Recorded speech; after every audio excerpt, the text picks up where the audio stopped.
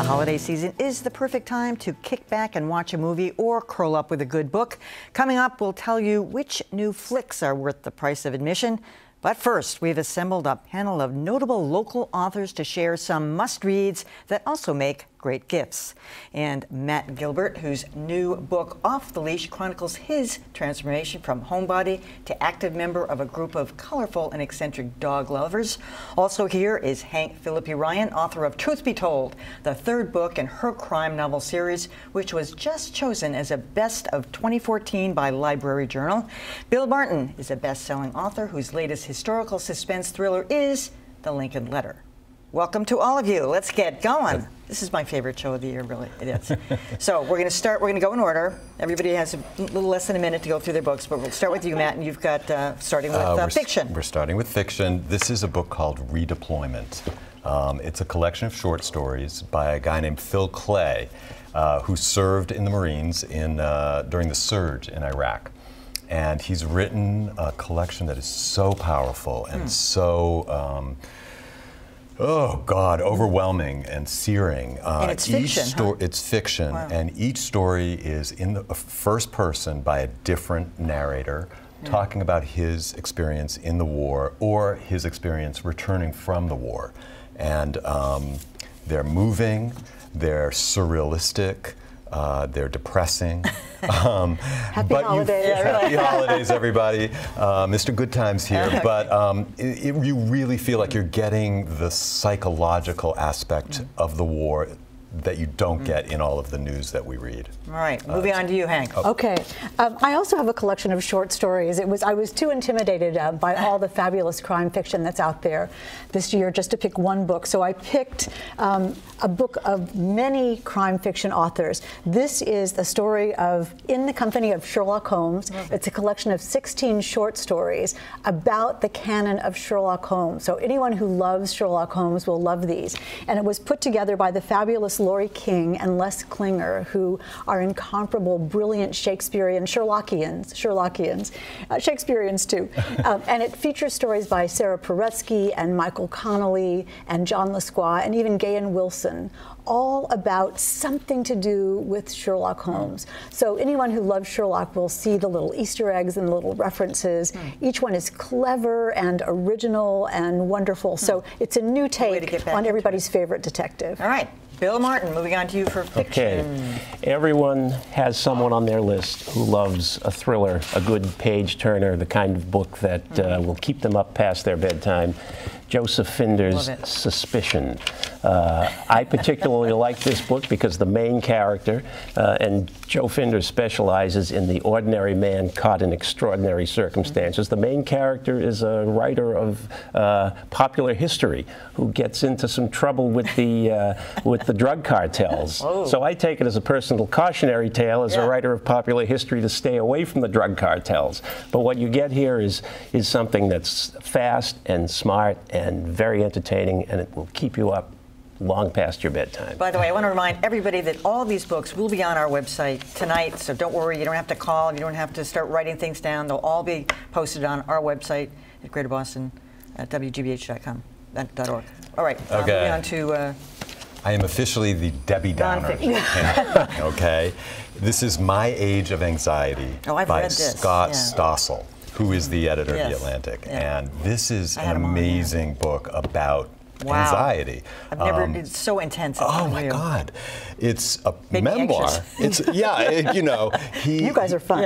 It's sort of a memoir of his own history of anxiety. And he really discloses a lot of very personal things in the book, but then he also is a reporter and he reports on the history of anxiety and all of the research that's being done. It's incredibly thorough, extremely engaging, and if you suffer from anxiety, I think in a way it's consoling. You know, you feel like you're in good company.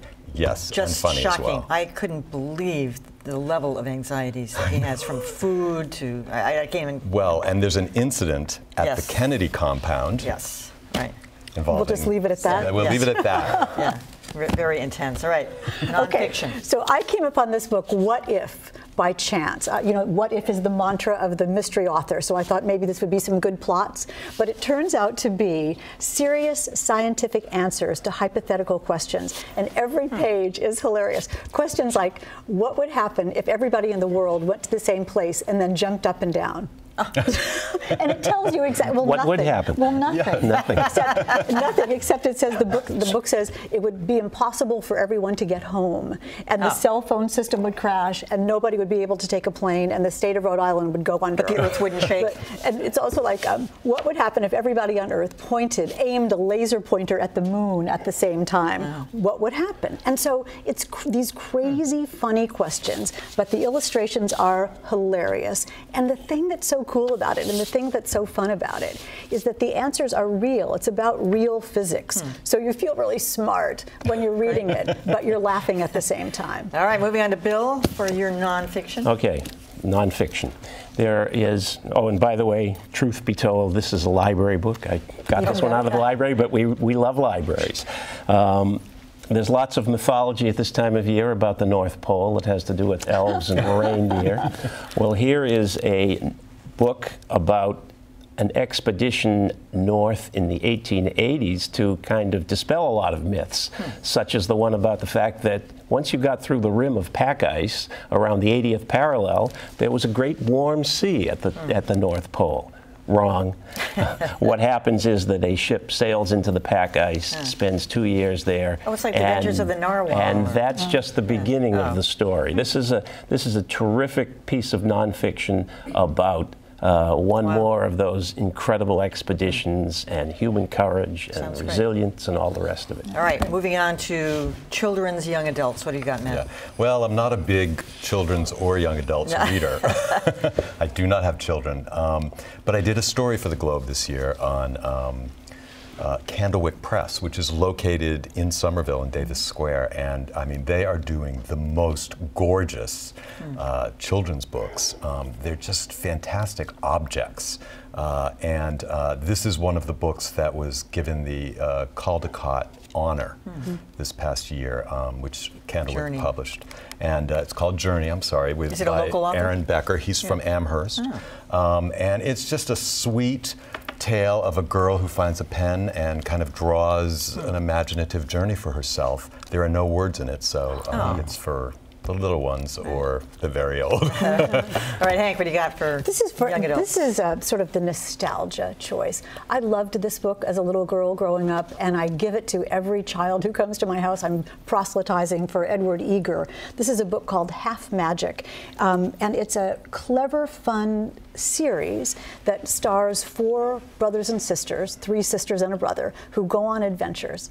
And in Half Magic, they find a magic coin that grants wishes, but only half the wish. So they learn they have to wish for double of everything. So if they only get, at first they wish for a cat, and they get half a cat. So what's half a cat? No, but maybe it's a ghost cat. Maybe half a cat is a kitten. Maybe it's the front half. So they learn how to control the magic. And it's, it's imaginative and funny. So how would you wish to go back to the time of King Arthur? You'd have to wish to go back twice as far as the time of King Arthur. Like so it's clever and funny and imaginative, and highly, highly recommended. Sweet and funny and charming. All right, what do you got, Bill? Oh, I love it already. Edward Hopper Paints His World. Not exactly something that you would think is for children, Edward Hopper. However, Robert Burley and the artist Wendell Miner have managed to capture the story of Hopper's life from the time that he's a young boy yearning to be an artist. Through that and period. He's still alive. Through that period. Through that period when he's struggling. And as Robert Burley says, this book is about the heroism of the artist, who knows from the beginning that he wants to be an artist and fights his way through. And it's written for children in the 5 to 10-year-old age group. And what kid doesn't take a crayon and think, I could be an artist? That's right. And the art itself, including images in which Wendell Miner has given you a slightly different angle on some of Hopper's most famous paintings, it appeals to anybody in any age group. All right, and finally, before the pros share their picks for the best books to give as gifts this year, we asked a few people around Boston for their gift-giving favorites. Nick Hornby's new book is called Funny Girl. It's just a really sort of funny, fun, fascinating, sad always look at what it was like back then to try to be a woman and be in comedy. The autobiography of Malcolm X was just a really powerful book to me. There was a lot of truth in his story that doesn't come out in the common truth about his life. And I found that truth to be illuminating. The Song of Ice and Fire, the George R.R. Martin books that Game of Thrones is based on. And he recently came out with The World of Ice and Fire, which is a big sort of coffee table book that has tons of maps and like images and interesting things. James Carroll, the Constantine sword, about the history of anti-Semitism in the Catholic Church. I think that's a fantastic book. I've read it several times. The H.P. Lovecraft Compendium. H.P. Lovecraft was a writer back in the early 20th century of kind of fantastic horror, and there's a new release of all of his works. All right, now back to the pros. So, Matt Gilbert, what is your favorite gift book? It's called Can't We Talk About Something More Pleasant by Roz Chast. This one is just such a treat. If you ever looked in the New Yorker, then you probably know Roz Chast. She draws the sort of frazzled people who are ridden with, anxiety about funny but universal things. And this is a memoir. It's about the last years of her parents, talking to them about end-of-life issues, and they are quite eccentric. You really get to know them. It's filled with great art and cartoons. I just treasure this book, and a few of my friends are going to be getting it, so just so you know. All right, gifts. Okay, so it's really hard to buy gifts for men, right? And I swiped this one from my husband's nightstand. It's called The Boys in the Boat by Daniel James Brown, and it's the story of 9 Americans and the quest for the gold in rowing in the 1936 Olympics. It's the University of Washington rowing team crew, which is this sort of ragtag bunch of guys, and no one expects them to win against the Great Britain, the team from Great Britain, and the elite Eastern schools in the United States. And yet they persevere and win, and they wind up rowing against Germany in the 1936 Olympics against the crew that Adolf Hitler was, the word I'm looking for so unsuccessfully is around. Yeah. So rowing for Adolf Hitler is the word I'm looking for. So it's touching, it's triumphant, it's an adventure for any age. It's a triumph of the human spirit, and a triumph of struggle, and a triumph of class, and a triumph of adventure and glory. Wonderful for anyone. All right. Yes. Finally, Bill, okay. gift book. Gift books are coffee table books. Already. The Boston Irish, Bill Brett's book of photographs about the people who have helped to make Boston what it is. And Greater Boston, and the Commonwealth itself. Bill Brett photographs, Carol Beggy text. You'll see a lot of the usual suspects, the Boston politicians and so forth. You'll meet Boston entertainers like Conan O'Brien or Barbara Lynch, who grew up in the Mary McCormick housing project.